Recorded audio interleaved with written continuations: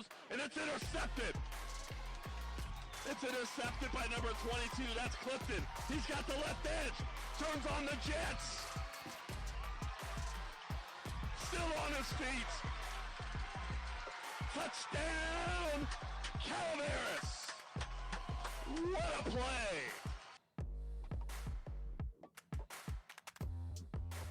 Up to a running back. That's Ferrante over to the right side. He cuts back up the middle. He's got room. One man to beat. He turns on the Jets. There he goes. Touchdown, Calaveras. What a play.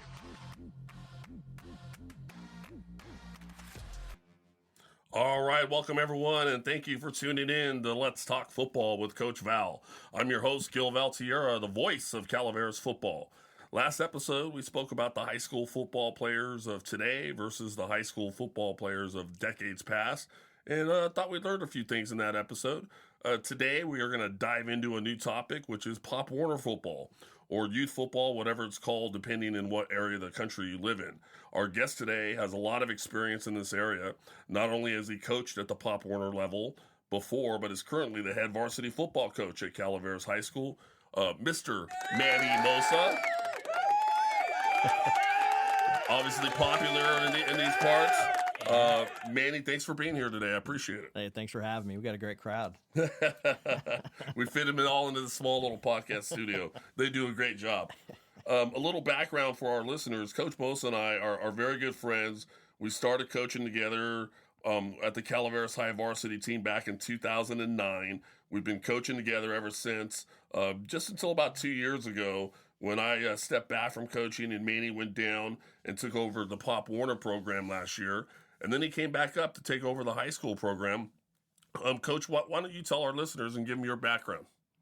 Yeah, you know, you've been a part of a lot of my background in coaching. I started coaching the years 2003, Calaveras junior level, the youth level. I think at the time we were called the Warriors. And since 2003, minus a couple of years, been either at the junior level or the high school level. Coaching with you and a lot of the other guys, Jason Weatherby, Scott Anderson, Doug Clark. It's crazy to think, I used to be that young, fun coach. I'm not that guy anymore. Now you're the guy that knows it all now. You're the experienced guy now. I'm one of the older coaches who the kids just aren't sure what I'm thinking, and they don't like to talk to me very much. But, it is what it is. It's been a pretty good ride, and it's still going. It's funny you say that because I started coaching you guys back in 2009, and I remember Scott Anderson introduced us, and it was a coaching clinic down in Burlingame. We were in the sports bar there in Knuckles in 2009, and he introduced me to you, and that was the first time we met. And if you would have said, what are we, up 10 years later, I don't know what it is, that, we'd be here today talking about the good old days, I would have said, yeah, I don't know about all that. And certainly, hey, here we are, right? And that was a long time ago. And I think I'm right there with you. I've said before, I got better and better as a coach as I got older and as I got more experience underneath me. So, and I think even back in 2009, I was still learning stuff. So I learned a lot from a lot of you guys. So thanks for being here. Coach, our topic today is on Pop Warner football or youth football leagues. And, there's a lot of concern out there around the safety for the kids that play at these ages. Some have called for having a flag football only league, for the younger kids and holding off on full-on tackle football until the 7th or 8th grade. I got to tell you, Coach, I had nothing but daughters. But that doesn't mean that I don't get that nostalgic connection that a man and a son in the game of football have. With that being said, I'll admit for a long time while I was coaching varsity high school football, I was against letting, the little younger guys play tackle football. Or if I had a son, I think I openly admit it, I don't think, that I would have let him play. Right. Oh, how quickly they turn on you, right? So, but I think most of that stemmed around the science of physiology, and I figured in my mind the best way, it's best to let kids' bodies develop when they're small, let them have a chance to properly grow during the youth before subjecting the bodies to contact football. admittedly, during this time, I had not spent any time whatsoever down at the youth level and didn't have any firsthand experience with this younger age group. And it wasn't until this past year, I went down to the Pop Warner team here in Calaveras and saw some practices, saw some games, and I found that the experience was eye-opening and completely changed my mind. And now, I say, hey, let them play. Let them play. Hey. How quickly they turn, Coach. How quickly they turn. They're back on your side. What do you think about that? Yeah, I can understand it. I think our equipment that we have and how we teach the game is so much different than what it used to be. I feel the game is by far safer than it's ever been. And I think that, kids are getting taught differently. They're getting taught better. And it's showing up on the field as well. And then, of course, you have rule changes and things like that to help during the game. I'll speak from experience here. I wasn't too far away from what you said. My boy, Ethan, he was 6 years old. He could have played. All right. Well, me and the wife talked about it. She was a little unsure. And I said, you know what? I'm okay with him not playing at the age of 6 years old. It doesn't bother me. That's pretty small. And he said nothing about it. He didn't play. Well, then the following year, he said, Dad, I want to play football. And that was when me and you talked. That was when I said, okay, next year you can play football. I'll let Coach Clark know this is my last year here at the high school. And, I can't do them both. Right. Or didn't want to do them both, I should say. Fast forward to the following year to his first game, and he had a good game, got his first touchdown, and seeing that smile on his face. I mean, screensaver on the phone. Right, absolutely. And that right there, and knowing that injuries are few and far between, and he could get injured playing any sport or just messing around in the backyard. That right there made it all worth it, 100%. Yeah, definitely, I could see that. It's funny you mentioned, injuries, and let's face it, that's the biggest concerns most parents have, most moms out there have, and the rap that football in general gets because it's a contact sport and all the issues around head injuries and stuff. And so, I did a little research, Coach, and like most Americans, I went into my little Google box there and typed in, injuries at youth football. Let's see what you got. Let's see what this says here. And according, to the web, looking at the safety issues, it shows that the overall concussion injury rate for youth football games was 1.76 per 1,000 AEs. That's athletic exposures. So 1 AE equals a participation in a game or practice. So I started thinking about that, and being a numbers guy myself, I started breaking it down, saying, okay, well, if a young person's out there practicing 5 days a week, there's 5 AEs. If they have a game on Saturday, there's 6 AEs. So there's 6 per week. Most seasons go about 10 weeks or so. That's 60 for the season. 1,000 AEs. You'd have to play 16 years and to get anywhere near that 1,000 AEs. So not so sure, how, should concussions be this major thing to be concerned about? Now, that being said, at the youth level, we only practice 3 days. Okay, so that even lowers. So now you're talking 20-something years. Right. So that even extends that number. It looks like, according, to the web, when I looked this stuff up, the most common injuries is contusions and sprains. And for those of you out there, contusions they're bruises. So kids get hit in the arm with a helmet. Now they got a bruise on their arm, or they roll their ankle like they do in a lot of other stuff. Those are going to be your most common injuries in youth football. Concussions, they do happen. I'm not saying they never happen. The numbers around concussions, it looked like 9.1% of injuries in age-only leagues and 1.44% of injuries in age-weight leagues. So that mitigated where they minimize if you're too overweight, even though you're the same age. That helped mitigate some of that concussion stuff there down to 1%. Mm-hmm. 1%, I mean, that's not much. Looking further at the stats, You go into Stanford Medicine. Now, to me, I'm like, okay, if I'm sick, I have no problem going to Stanford Medical to have them help me. What Stanford Medicine says is that every year about 30 million children that are between the ages of 5 and 14, right, those teenagers, are going to play in extracurricular sports, and about 3.5 million of those are going to miss time due to injury and need to go see a doctor. 3.5 million. Roughly 10%. About 10%. Okay. Of those, I found this really interesting because everybody's worried about head injuries in football. Almost 50% of head injuries sustained in sports or recreational activities occur during bicycling, skateboarding, or skating incidents. Football's not in there. No mention of football in there. Going even further, when they do mention football, almost 215,000 children ages 5 to 14 were treated in the hospital emergency rooms for football-related injuries. Now remember, folks, not too long ago I just said 3.5 million sustained injuries. 215,000 of those are due to football. For you do the math, that's 0.06% are due to football. Based on these numbers, Coach, I've got to look at it and say, if my main issue is a head injury for my child and whether they should play or not, the statistics aren't supporting my fears, are they? Got to agree with you. The numbers are. I'm actually surprised. Mm-hmm. I'm a football coach. It can be a violent sport. But again, going back to the equipment and how we're teaching the game, and like I said, also the rule changes that are out there. Football is as safe as it's ever been. I mean, it's safer than it's ever been by far. And I don't think there's a question about it.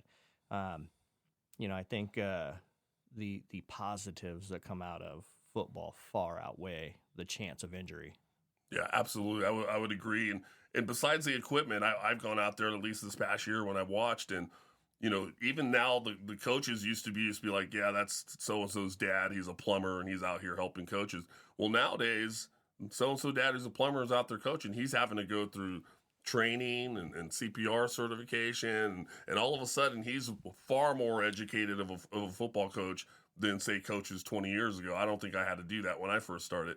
And so now that they're teaching new and better ways, the equipment has better technology, I think that's helping a lot. Yeah, I'm glad you brought that up. The requirements to coach at the youth level, these guys are required to do roughly 6 to 8 hours of training, before they can step foot on the field.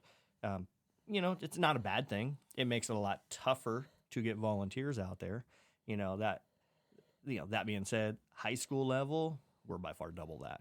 So there's definitely more trainings. We are better equipped to coach football now, without a doubt. As much as we don't want to put that much time in the training, it helps. It Sure. definitely helps. Sure. So Coach, now that we've hopefully alleviated some of the safety concerns surrounding youth football, I think you started off just a few moments ago. Let's talk a bit about some of the positive experiences that a young player can take away by being able to participate in youth football. For me personally, last year going down there and watching these young players interact with each other, the camaraderie, the social skills that are developing have to be a major plus for these kids. What are your thoughts, and what other benefits do you think these kids are getting from participating in youth football? I'm going to piggyback on what you just said on social skills, right? I mean, that's something that, these kids they're on their phones. I don't know how old you have to be to get a phone, but I see a lot of young kids that have a phone. And between text messages and emails or whatever these guys are using, Snapchat or whatnot, I think being able to face a problem, handle a problem face to face, that's something that there's not too many things out there that will teach you that. Sure. Football is definitely. I'm glad you brought that up. I will say from experience here, I'll give you a story of myself. Football for me, that was a way to get out of the house. And when I played, I think we were 10 years old when we could start playing. We couldn't play at 6 at that time. 10 years old, and for me, I was the littlest guy in the field by far. So I'll tell you this. So we had a 70-pound minimum weight limit. My first 3 games, I had lead in my shoes to make weight. we would coach would come here, coach, or come here, Mossa. We'd put, and my dad knew about it. We'd put these thin pieces of lead in the bottom of my shoe. I'd go weigh in, and then we'd get on the field. We'd take my cleats off. The team would circle around me. I'd take the lead off. Coach would put it in his pocket, and we'd play the game. That's hilarious. So, so I was the littlest guy in the field, and I wasn't very confident. I was a very timid kid, and we start playing football. A couple good things happen. I'm not big, but I'm kind of aggressive. A couple coaches say something. All right, I'm feeling pretty good about myself now. I can tackle this guy. He's the best player on our team. I just took him out. Like all of a sudden, hey, I'm okay. Your confidence level changes. I got some things to be proud of. Well, you know what? I played football all the way through the high school level, and I think at the youth level, if I wouldn't have played youth, who knows if I would have played at the high school level. The confidence I think these young guys get from being on that field, because we always say it on the field, not everybody can do it. This is a tough game.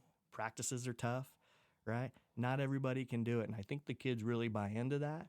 And I think they take that with them through high school. They graduate high school, and all of a sudden we see them out. We see them, becoming citizens and contributing and good, hardworking kids, and you got to believe some of it's from football. Yeah, definitely. And then, for me personally, I remember a lot of the lessons learned in football, overcoming adversity. You're not going to win every game.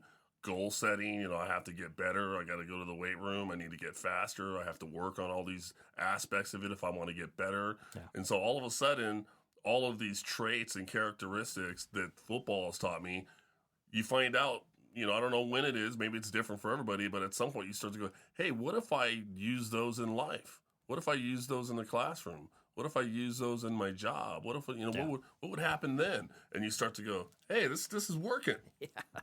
Well, we've said it, we run into things as adults, whether it's working hard or putting in extra hours, and we think we've talked about it. Oh man, shoot, I ran 20 goalposts my junior year, and this is nothing. Right. This is easy. Right. Yeah.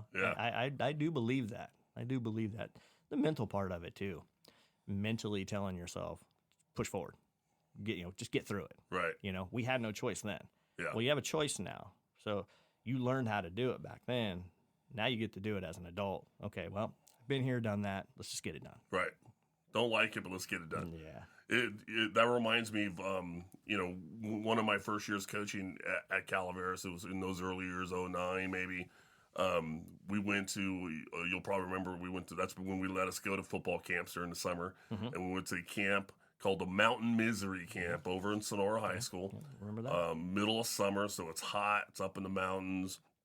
And lots of different teams were out there, teams from the Valley and Modesto, teams from up here in the foothills. Calaveras was there, Sonora was there. I think Central Catholic, who's a perennial powerhouse down from Modesto. And I remember it was a Thursday, Friday, Saturday, I think it was, and a 3-day camp, and then it culminated at the end where we had a scrimmage on that Saturday. Yeah. And then when the scrimmage was over, camp was over, everybody went home. And I remember distinctly realizing how tough Calaveras kids are when at the end of that camp, parents were picking up after watching the scrimmage, and they're picking up their kids, and you see all these kids, and I hear kids going, oh, when I get home, I'm going to lay on that couch, or I'm going to do this. And then all they want to do is pass out because they've been so tired from all these practices the last 2.5 days. And then a Calaveras parent picks up their kid and says, hey, I don't know what you're thinking, but I got 7 posts for fencing you need to go down today, so you are not done working today. And right there I knew, I said, these kids are tough. Yeah. If I remember right on that camp, we had one team bail out, if I remember correctly. Yeah. We won't mention that. But I think I know who you're talking about. But yeah, tough kids, and I think, learning how to interact with each other, learning how to overcome adversity. So suddenly you got those introverted kids that used to not say anything to anybody, and next thing you know, they're high-fiving everyone on the team, and they're talking to everybody and learning those social skills. So a lot of good things are going to happen from being involved in youth football. I agree, Coach. Speaking of involvement, moving on to the next topic, parent involvement. And I know, the first thing when you hear it is you go, hey, that's great. Absolutely. We want to have parents involved. But I've also seen some horror stories. I've seen some, I've heard around some about when parent involvement maybe goes a little too far.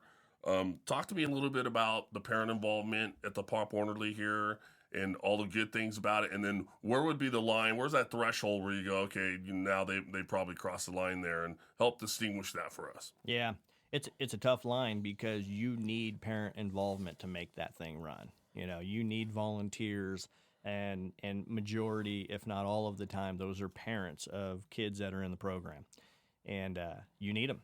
And from board members to coaches, and it's a lot of work. I mean, anything that you want to be good at is going to take a lot of work.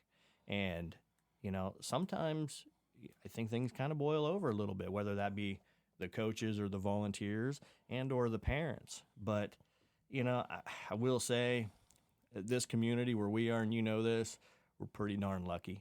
We have a lot of good people in this community.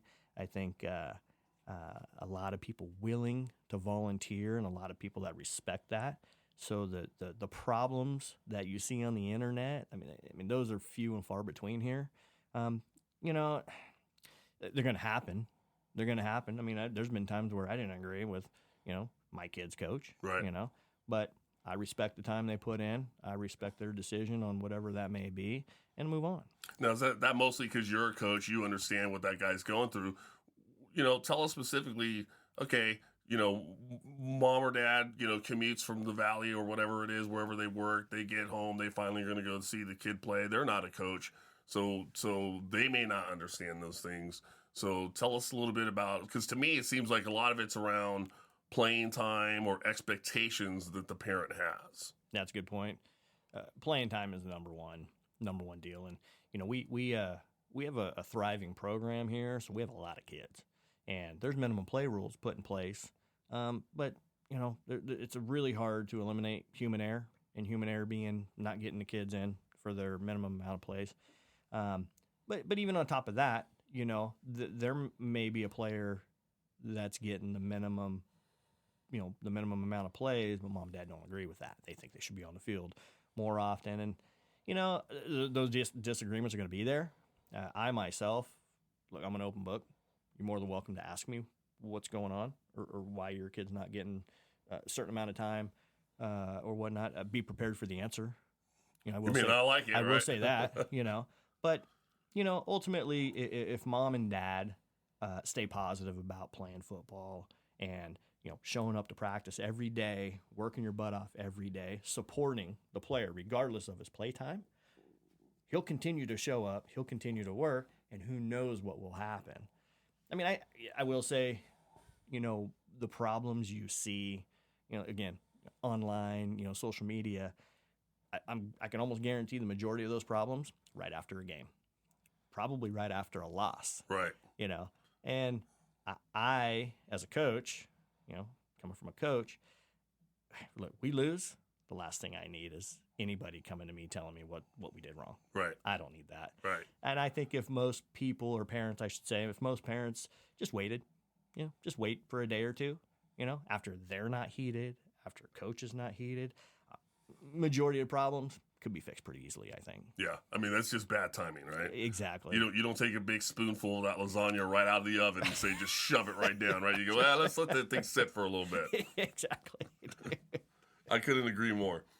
Okay, so I agree. I see the parents out there. I mean, they're running, selling T-shirts, and they're running the ticket booth, and they're running the snack bar, and they need someone to go work the chains, and I mean, they absolutely need it to make the whole thing work. But then having clear lines and distinguishable lines about where it's too far between, I think, is important for everybody. Yeah. So, Coach, moving on, you're the head varsity football coach at the high school, and some may say, well, why should the varsity football coach care about what's going down at the Pop Warner program? Tell me a little bit about why you should care, and how does that Pop Warner program affect the high school, if it does at all? Yeah, how long do we have here? You know, I mean, I'll say every good high school football program has a good youth program. No question. There's absolutely no question about it. You know, I think these kids, you know, all programs, not just ours, these kids are learning language, terminology, drills. They're learning how to play football at a young age, right? Well, if we can continue to teach them with the same language, the same terminology from 6, 7 years old on up through the high school level, it's huge. Right. It's huge. We're not reteaching every year. We're adding. You know, we're developing. We're moving forward. You know, we're not reteaching the basics every year. So I think that's number one. That's the key. It's kind of being a part of something big. You know, these young guys. You know, we do our youth. What do we call it at the high school? Youth day or the clinic. No, for the game. Oh, I see. Where all the youth kids come to the game, right? Gotcha. And they get a line so the players can run through. Right. They love it. Yeah. They love it. You know, and I think they feel like they're a part of it, and I think that's awesome, right? What about the probability of success? If they've been running that same system, you know, 5th, 6th, 7th grade, all the way through high school, what does that do for them by the time is having success when they're at the high school program? I mean, it's got to be 90-something%. You know, I mean, it's good. From example, 2006. 2007, 2008, 2009. I coached at the youth level, varsity D coordinator. Perry Turner, Bub Fisk, man. I mean, we had a good crew. Good guys. Rob Mossa, Stephen Blodgett. We had some good guys running through there. And 2006, you know, we won the Super Bowl. 2007, went to it, lost. 2008, went to it, lost. 2009, we won it again. Well, that 2006 team, that was our section title finalist team. In 2010. In 2010. Yeah. At the high school level. You know, that team learned how to win at the youth level. We spoke the same language because, I mean, I was there coaching them from Pop Warner, 8th grade, all the way through the varsity level. Spoke the same language. Right, wrong, or indifferent. They knew what we expected of them. And then after that, you know, 7, 8, and 9, those guys, we were second-round playoff football teams. You know, we didn't make the section title, but we were a good football team. Right. And for you folks out there in 2010, that is the last time Calaveras High School varsity football team made an appearance in a section CIF Sac-Joaquin section title football game. Funny story around that team. We had some great players and some characters in that team. Jake Fisher, who was a fullback and a linebacker, and Gary Gellerman, who was just absolutely, you know, monster on the defensive side of the ball. Wherever you put him, he was going to dominate his opponent. And I remember, I think it was my second year, I thought, you know, I think it was during homecoming. It was during homecoming, and I'm walking down the steps, and there's a kid up there on the xylophone, just doing that bing, bing, bing, bing, bing. And it's not like he's playing a whole song. He's playing on one note of one particular song, and he's doing it over and over and over again. And God bless him, he's trying to get that note down. But I was a little perturbed by it. And so I thought it'd be funny. I walk down the steps. I go to the players, Jake and Gary Gellerman, and I said, "Hey guys," I go, "I'll give you $20 for the first guy that throws the football, knocks that xylophone kid over, and has him stop playing that darn note he's playing over and over again." Now, when I say this, I'm being facetious and I'm joking, hoping to get a laugh out of these kids. And what do? In the straightest face possible, they look at me and go, "Oh, you mean the cancer kid?" And I'm like, "What?" Like a big lump in my throat, like big foot in the mouth. I'm like, "Are you kidding me?" And he goes, "You know, yeah, coach, that kid, you know, he has to go get treatment." They just total went with it. Well, the entire thing was a joke. They both started laughing, and they totally made me look bad. But here's these two kids, you know, stretching out, getting ready to practice. They're possibly a section title football team, and they're getting the new coach by joking around and playing a practical joke like this. I remember that. They got you pretty good. It was hilarious. I just thought to myself, I'm like, these guys, after all those years, I've never had that happen. But with those guys, they totally had me and got me hook, line, and sinker. So, Coach, we're running out of time here. Again, I just want to thank you for being here and talking with us today, you know, about this topic. We talked a little bit about the safety issue, concussions. Hopefully we're able to help, get some of those numbers across to some of the parents that are out there thinking about, coming out and playing. And then on the other side of that, some of the positive things that these young people are getting from participating, and hopefully these parents are taking that into consideration and not just the potential injury thing. To me, it's like if you're not going to let your kid play football because you're afraid, they're going to have a head injury, then I'd expect you to also take their bike away and their skateboard away and all of that stuff, because that's what the stats are saying. Right, and bubble wrap them. We also talked about, how the youth league affects the high school program, which you're running right now. You're doing a good job. Back to the playoffs, Calaveras was this past season. Congratulations on that. Thank you. Came up just a bit short, but played a very good Union Mine football team. And I'm looking forward for the upcoming season, as you got a lot of returners, and I'm sure you're looking forward to it as well. I want to thank all of you out there for listening and the overwhelming support from the community that we've been receiving. Thanks to the sports editor of the Calaveras Enterprise newspaper, Guy Dossie. Thanks to Coach Mossa for taking the time out of his busy schedule to come in and talk with us. Mm-hmm. And remember, if you have any questions that you'd like for us to address, or have any comments that you would like for us to air in future episodes, follow us on Instagram. It's at Let's Talk Football with Coach Val. There's an underscore before Coach and an underscore before Val, but Let's Talk Football with Coach Val. Or you can shoot us an email at gilbertvaltierra@gmail.com. Until next time, we are out.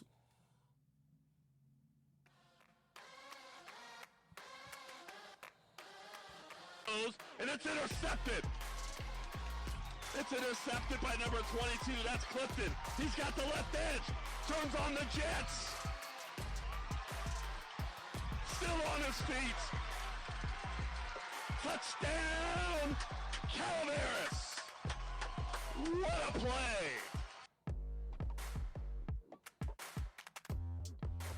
Up to a running back. That's Ferrante over to the right side. He cuts back up the middle. He's got room. One man to beat. He turns on the Jets. There he goes. Touchdown, Calaveras. What a play.